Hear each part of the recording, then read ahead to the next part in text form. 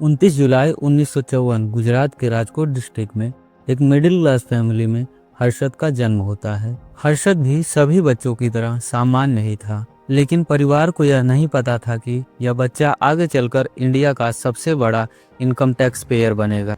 कुछ समय बीतने के बाद पूरा परिवार मुंबई शिफ्ट हो जाता है। यहाँ हर्षद के पिता शांतिलाल मेहता एक छोटी सी कपड़े की दुकान चलाने लगते हैं, लेकिन इससे परिवार की फाइनेंशियल कंडीशन में कुछ अधिक बदलाव नहीं हो रहे थे। हर्षद भी अब धीरे धीरे बड़ा हो रहा था। हर्षद ने अपने स्कूल और कॉलेज की पढ़ाई मुंबई से ही की और कॉमर्स से अपना ग्रेजुएशन कंप्लीट किया। ग्रेजुएशन कंप्लीट होने के बाद वह अब नौकरी की खोज में लग गया। उसने सीमेंट सेल्समैन की नौकरी करनी शुरू कर दी, जिसमें वह शहर के कोने कोने में घूमता और कंस्ट्रक्शन कंपनियों से मिलता, लेकिन उसका मन इन छोटे कामों में नहीं लग रहा था। उसे कुछ बड़ा करना था। एक दिन चर्च गेट के पास टहलते हुए हर्षद ने देखा कि कुछ लोग टेली प्रिंटिंग स्क्रीन पर नजरें गड़ाए हुए हैं। हर्षद ने एक्साइटेड होकर पूछा कि यह नंबर क्या दिख रहे हैं। उनमें से एक आदमी ने जवाब दिया, ये स्टॉक मार्केट के शेयर प्राइस हैं। बस यहीं से हर्षद के मन में इच्छा जगी। उसने सोचा, अगर लोग इन नंबर्स से पैसा कमा सकते हैं तो मैं क्यों नहीं। यहीं से हर्षद ने न्यू इंडिया एश्योरेंस कंपनी में नौकरी करनी शुरू कर दी। यहाँ उसे स्टॉक मार्केट के बारे में थोड़ा बहुत सीखने को मिला, लेकिन असली ज्ञान उसे तब मिला जब वह प्रखर राव की ऑफिस में नौकरी करने लगा। कुछ समय नौकरी करने के बाद वह BSE यानी कि बॉम्बे स्टॉक एक्सचेंज में स्टॉक ब्रोकर का काम करने लगा। यहाँ उसने स्टॉक मार्केट के लूप होल्स को समझा। उसने देखा कि एक बैंक दूसरे बैंक की कुछ सिक्योरिटीज लेकर ब्रोकर के थ्रू शॉर्ट टर्म में लोन देता है।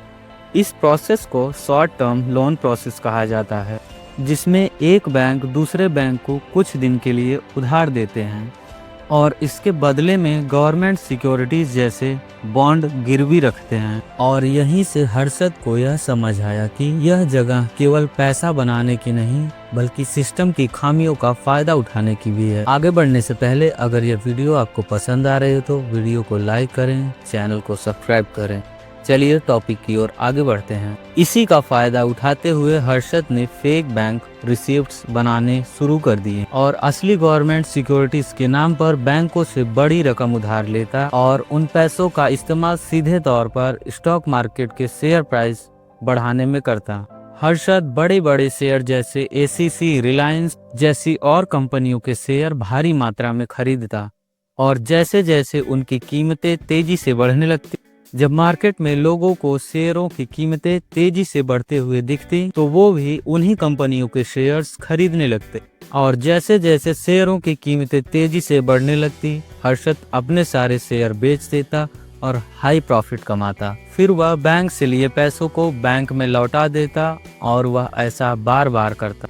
ऐसा करते करते हर्षद के पास अब इतना पैसा था कि वह बड़े बड़े शेयरों की कीमतें कंट्रोल करने लगा था। यहीं से लोग हर्षद मेहता को इंडियन स्टॉक मार्केट का बिग बुल कहने लगे थे। वह अफवाहें फैलाकर या मीडिया के माध्यम से खुद को मार्केट किंग की तौर पर दिखाकर इन्वेस्टरों को आकर्षित करता और नए इन्वेस्टरों को प्रभावित करता। उसने बैंकों और कंपनियों को भरोसे में लेकर ऐसे लेन देन किए जो दिखने में वैलिड थे, पर उनकी हकीकत कुछ और ही थी।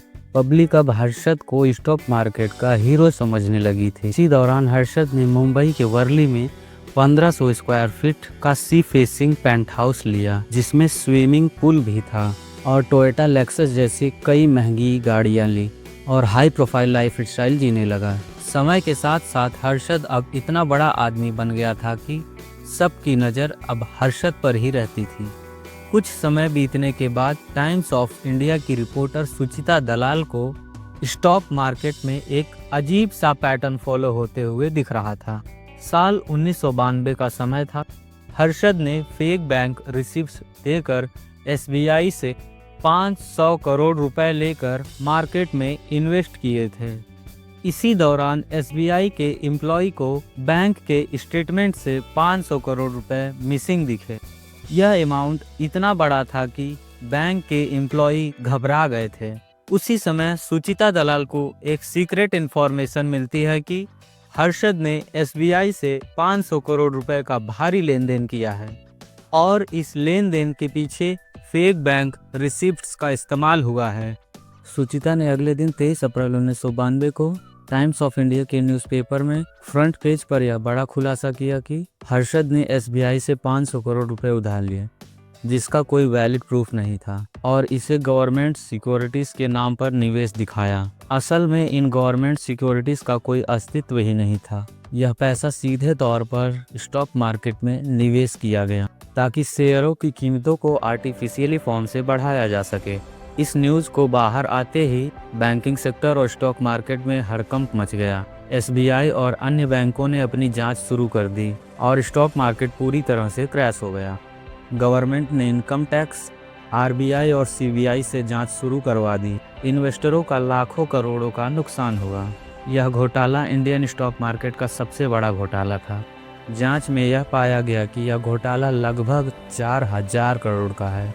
इसके बाद हर्षद को अरेस्ट कर लिया गया और उसके सारे बैंक अकाउंट्स, घर, कार्स को सीज कर दिया गया। हर्षद पर कई तरह के आरोप लगे। उनके खिलाफ 27 क्रिमिनल केस और 72 सिविल केस दर्ज किए गए और हर्षद को जेल भेज दिया गया। हर्षद ने 107 दिन जेल में बिताए और रिहा होने पर यह दावा करके फिर से बदनाम हो गया कि उसने पूर्व प्रधानमंत्री पीवी नरसिम्हा राव को 1 करोड़ रुपए दिए हैं। हर्षद के इस आरोप लगाने पर उसे फिर से जेल भेज दिया गया। 31 दिसंबर 2001 को देर रात उसके सीने में तेज दर्द होना शुरू हुआ। जेलर को कई बार बोलने के बाद भी उसे हॉस्पिटल नहीं ले जाया गया और हार्ट अटैक से उसकी जेल में ही मृत्यु हो गई।